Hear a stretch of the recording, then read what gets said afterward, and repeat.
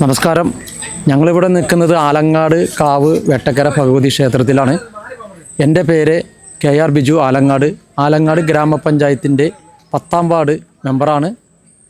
ആലങ്ങാട് കാവ് വെട്ടക്കര ഭഗവതി ക്ഷേത്രം പുരാതനമായി ഇവിടെ ഉള്ളൊരു ക്ഷേത്രമാണ്. രാജഭരണകാലത്ത് തൊട്ടേ ഈ ക്ഷേത്രം നിലവിലുണ്ടായിരുന്നു. ഇപ്പോൾ തിരുവിതാംകൂർ ദേവസ്വം ബോർഡിൻ്റെ പറവൂർ ഗ്രൂപ്പിൻ്റെ കീഴിൽ തിരുവാലൂർ മേജർ ക്ഷേത്രത്തിൽ പെട്ട ഒരു മൈനർ ക്ഷേത്രമായിട്ടാണ് ഇപ്പോൾ ദേവസ്വം ബോർഡിൻ്റെ കീഴിലുള്ളത്.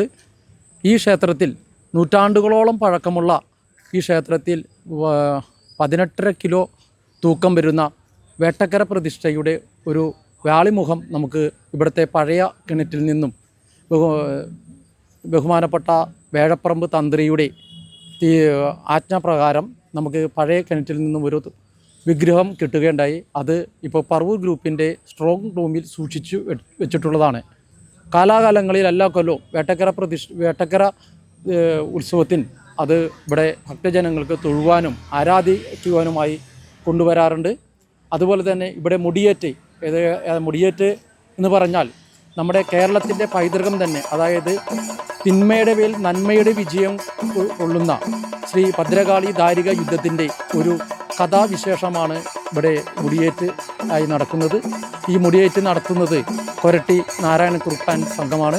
അതുപോലെ തന്നെ ഇവിടെ മുടിയേറ്റ് നടത്തുമ്പോൾ തന്നെ ഈ പറവൂർ താലൂക്കിൽ തന്നെ അധികം ക്ഷേത്രങ്ങളില്ലാത്ത ഒരു കലോത്സവം, ഒരു കലയാണ്, ഒരു ക്ഷേത്രകലയാണ് നമ്മുടെ മുടിയേറ്റ്. ഈ മുടിയേറ്റ് കാണുവാനും അതിൻ്റെ കഥ കേൾക്കുവാനും നിരവധി ഭക്തന്മാർ ആലങ്ങാട് ഭഗവതി ക്ഷേത്രത്തിൽ എത്തിച്ചേരാറുണ്ട്. അതുപോലെ തന്നെ ഇവിടെ വേട്ടക്കര പ്രതിഷ്ഠ നേരത്തെ ഉണ്ടായിരുന്നതല്ല. ഏതാണ്ട് 10-30 കൊല്ലം മുമ്പ് ഈ നേരത്തെ പറഞ്ഞ പോലെ കിണറ്റിൽ നിന്നും നമുക്കൊരു വേട്ടക്കര പ്രതിഷ്ഠയ്ക്ക് വ്യാളിമുഖം ലഭിക്കുകയും ബഹുമാനപ്പെട്ട തന്ത്രിയുടെ നിർദ്ദേശപ്രകാരം പഴയ ക്ഷേത്രം പുനരുദ്ധരിച്ച് ഇവിടെ ദേവസ്വം ബോർഡ് ക്ഷേത്രം പണിത് തരികയുമായി ഉണ്ടായിട്ടുള്ളത്. അപ്പോൾ വേട്ടക്കര പ്രതിഷ്ഠയെല്ലാം നടത്തി അതിനുശേഷം വേട്ടക്കര പാട്ടും ഇവിടെ നടത്തി വരാറുണ്ട്. അങ്ങനെ ഇപ്പോൾ 7 ദിവസത്തെ ഉത്സവമാണ് ആലങ്ങാട് കാവ് വേട്ടക്കര ഭഗവതി ക്ഷേത്രത്തിൽ നടക്കുന്നത്. വേട്ടക്കരന് ഏറ്റവും പ്രധാനമുള്ളത് തേങ്ങ ഏറാണ്. അത് ഉദ്ദിഷ്ട കാര്യത്തിനും എല്ലാം നമ്മൾ ഇവിടുത്തെ ഭക്തജനങ്ങൾ നടത്തി വരുന്നു. അതുപോലെ തന്നെ മുടിയേറ്റ് എന്ന് പറഞ്ഞാൽ ഒട്ടനവധി ഭക്തന്മാർ നിരന്തരം ഓരോ കൊല്ലവും നടത്തുന്നതിന് വേണ്ടി ക്യൂ നിന്നാണ് മുടിയേറ്റ് നടത്തുന്നത്. ഇവിടെ മുടിയേറ്റ് എന്ന് പറഞ്ഞാൽ ഈ നാട്ടിലെ ഒരു ആലങ്ങാടിനെ സംബന്ധിച്ച് ഈ മുടിയേറ്റ് വേട്ടക്കര താലപ്പൊലി മഹോത്സവം ഒരു സംസ്കാരമാണ്.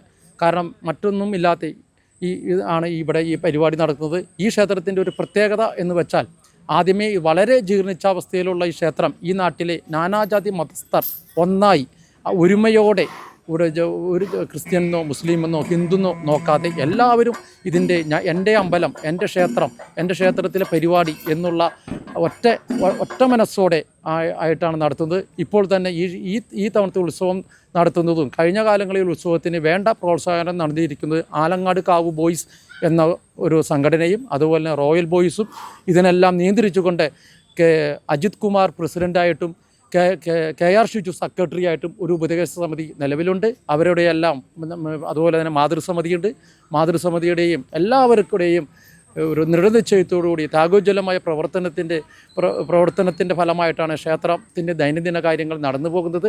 എപ്പോഴും ഞങ്ങളെ സഹായിച്ചു കൊണ്ടിരിക്കുന്നത് തിരുവിതാംകൂർ ദേവസ്വം ബോർഡാണ്. ഒട്ടനവധി പ്രവർത്തനങ്ങൾ അവർ നടത്തി കഴിഞ്ഞു.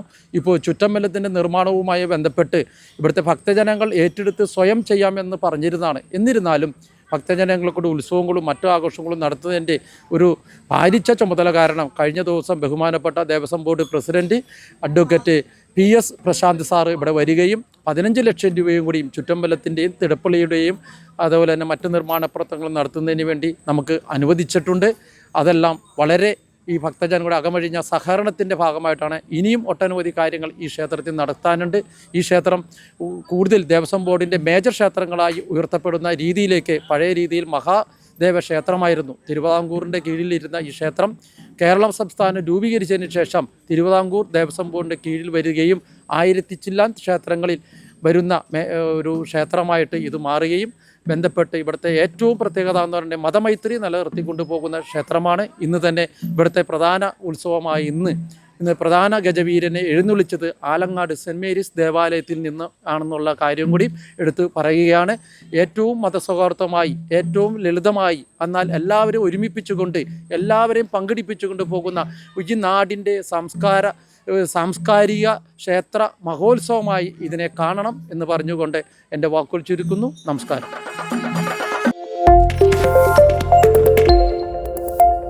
കൂടുതൽ വീഡിയോകൾക്കായി ചാനൽ സബ്സ്ക്രൈബ് ചെയ്യുക, അടുത്തുള്ള ബെൽ ബട്ടണും കൂടി പ്രസ് ചെയ്യുക.